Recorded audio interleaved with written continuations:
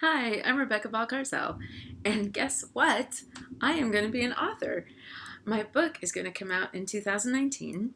It's a middle grade novel called The Other Half of Happy.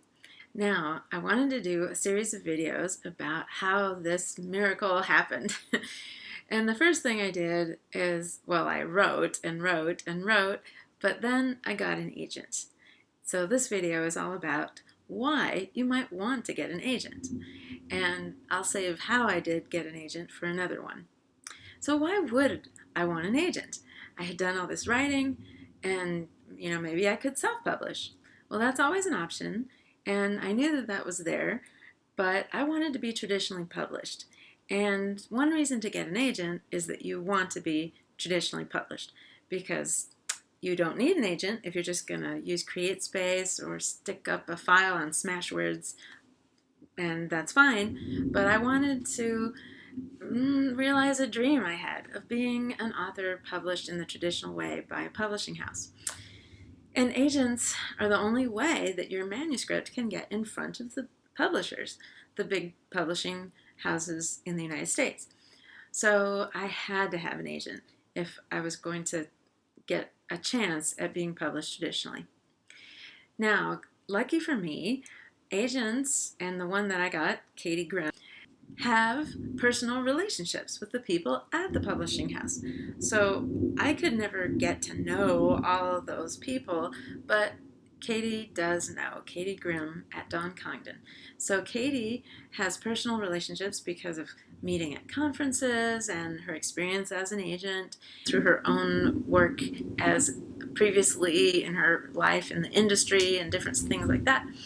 So when she looks at my manuscript and decides to sell it, she can say, I know exactly who to send this to.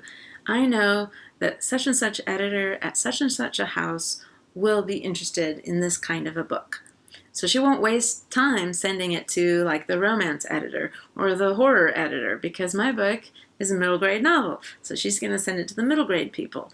And not just any middle grade people, like the ones who do Captain Underpants is probably not the same one that's going to do my kind of realistic, literary, a book about a regular kid who is actually bicultural. Captain Underpants editor doesn't really want my book. And so that person's looking for humor and, something else. And that's great for them, but not appropriate for my book. So Katie's not going to waste time on that person. She's going to select the right house, the right editor at that house, using all of her expertise and her personal relationships. So that's really cool. The agent has that and can use it to sell your book. Okay, so the agent has the connections in the industry to sell your book, and the agent is required if you want to get your manuscript in front of those people, because they won't accept just the manuscript in the mail or in their email. Gotta have an agent. So why else might you need an agent? Well, I discovered this after I got one, that an agent is really handy for a few other things. For one thing, she's been reading hundreds of middle grade novels, award-winning ones, best-selling ones, artsy, cutesy ones. So she knows when she reads my manuscripts how my book will fit into the market. And she knows if I need to revise my book in order to sell it. She can tell whether it's, at the same level as all these other books or not. And if I need to do some more work on the novel, she can guide me. And that is what she did. In fact, Katie had me do 4 rewrites of this book before she felt like it was really ready to sell. And maybe my book needed more work than most, but she guided the revision. And she wasn't tearing out the soul of my book, which writers do worry about, and I worried about, but instead she gave me some general advice. She said, you know what? I feel like your climax could be stronger. What do you think? And as I read through it and I looked at it more objectively, I thought she was right. It could use a better beefed up climax. And so I rewrote the climax. And she said, you know what? This character is so great. Couldn't we see more of that character? And I thought, yeah, we could. Why don't I work that character into more scenes? And I did. So she didn't ask me to violate the heart of my novel. She wanted to make it more enjoyable for the reader, to get more readers interested in it, because she wants it to do well out there in the world. And like I said, she's read hundreds of middle grade novels and she knows what works. So she could guide my revision. Another thing I did not know that agents could do was to give me advice about social media. She was able to tell me, oh no, look at your website and please update it. And I had a decent website before that, but honestly, it looked like a poet's website because my only book up to this point has been a book of poems. But now I have a middle grade novel coming out, so I've got to look more like a children's book author online. And in fact, I am now a children's book author, so I need to make my website reflect reality. So I did update it, and it's just a free WordPress website. It's not fancy, and I didn't pay anybody money to create it for me, but I did update it. So it looks a lot cleaner and fresher, more modern, and more friendly to my audience, which is going to be kids, middle graders, ages, 10 to 14 or so. I want it to look colorful for those folks. So she helped me with that. Katie also said, have you started a Twitter account? And I had not. Or I had, but I hadn't done anything with it. And so I got busy on Twitter. And she guided me. I said, well, what am I supposed to do on Twitter? And she said, well, you want to meet other authors? You want to meet other authors who are publishing their books in the same year you are? You want to meet readers and librarians and teachers, because actually middle grade readers are not on Twitter, but the people who buy books for them are on Twitter. So librarians and teachers, and support other authors, get to know them, because to have a network is a very valuable thing. Like, I want to review other people's books, and then maybe they'll review my book someday. And you have to genuinely contribute to the community in order to be part of the community. So I started doing that, and I wouldn't have known how to go about that without my agent. Now, of course, I could have been getting that advice from someone else, but my agent was able to coach me specifically on my book and what to do. So the agent has this marketing advice, editing, revising advice, plus the publishing aspect, those personal relationships where she can sell the book to the right place where it'll fit in and be celebrated and appreciated. The agent is just really valuable. Now, one caution.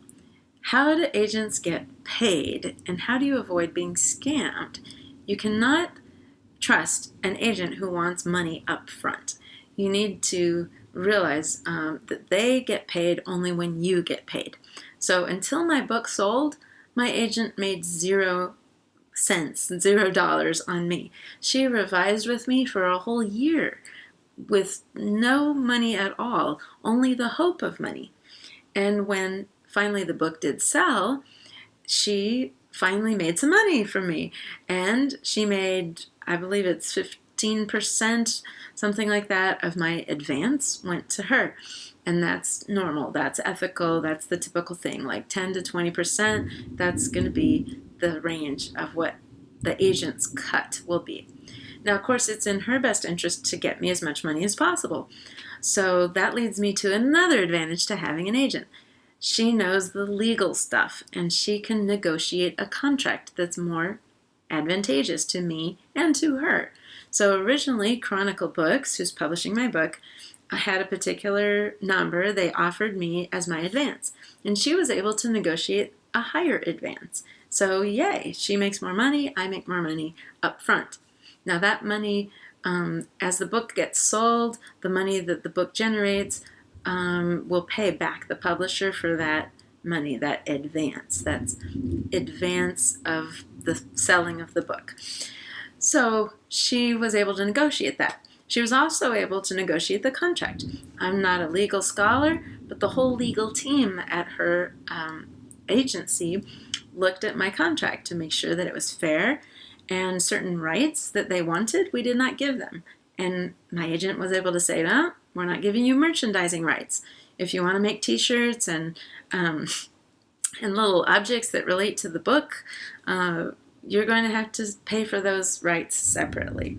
If you're going to print the book in English in other countries, you can, but we're going to keep the translation rights and sell the book to another country separately with probably a different publisher in that other country. So my agent was able to figure out the little nuances of the contract and to make changes and ask them to agree to changes that are better for me as an author and make me more money, which makes her more money. So the agent gets money only when I do. So make sure that you don't get taken in by an unscrupulous agent. But the real good agents are fantastic, and Katie has been amazing.